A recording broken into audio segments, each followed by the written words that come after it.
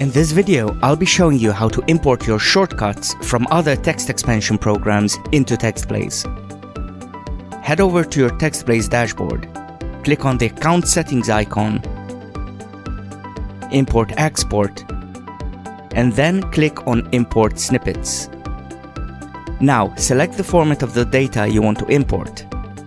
In the case of a CSV file, you'll need to tell TextBlaze which columns correspond to which dataset. Next, TextBlaze will give you the opportunity to preview the data and verify that it's correct. Once you're happy with the data, click Import and your new snippets will be added to a new folder in your dashboard.